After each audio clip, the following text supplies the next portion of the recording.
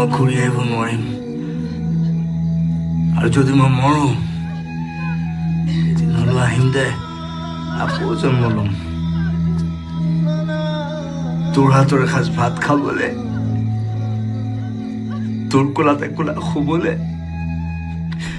জুবিন গাৰ্গৰ মুখৰ এইটো ডায়লগ শুনিলে এতিয়া নিশ্চয় প্ৰতিজন অসমীয়াৰ বুকু কপে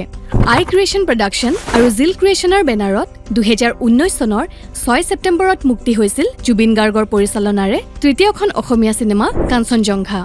কাঞ্চনজংঘা যেন এখন মাত্ৰ চিনেমাই নাছিল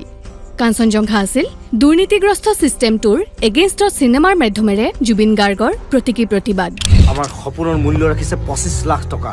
এই সিস্টেম কেতিয়া চেঞ্জ হ'ব কাঞ্চনজংঘা আছিল সুখিত যুৱচামৰ শক্তিশালী কণ্ঠ মনত ৰাখিব আমি নতুন প্ৰজন্ম হয় ইচ্ছা কৰি দেশ সলাবও পাৰো চলাবও পাৰো চিনেমাখনৰ কাহিনীটো আগবাঢ়িছিল এজন এম্বিচিয়াছ সাহসী যুৱক অনিৰ্বাণক কেন্দ্ৰ কৰি চৰিত্ৰটো ৰূপায়ণ কৰিছিল জুবিন গাৰ্গে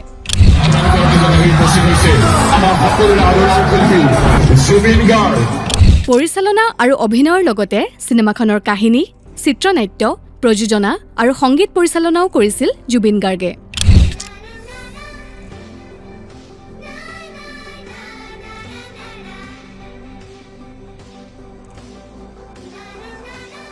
আন বহুতো অভিনেতা অভিনেত্ৰীৰ লগতে চিনেমাখনত আছিল পিংকি শৰ্মা শশাংক সমীৰ আৰু ত্ৰিদীপ লাহনু মোৰ কোনো জাতি নাই মোৰ কোনো ধৰ্ম নাই মোৰ কোনো ভগৱান নাই মই মুক্ত মই কাঞ্চনজংঘা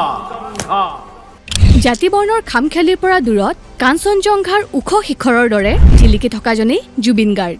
কাঞ্চনজংঘাৰ আপোনাৰ প্ৰিয় ডায়লগটো বাৰু কোনটো চিত্ৰবন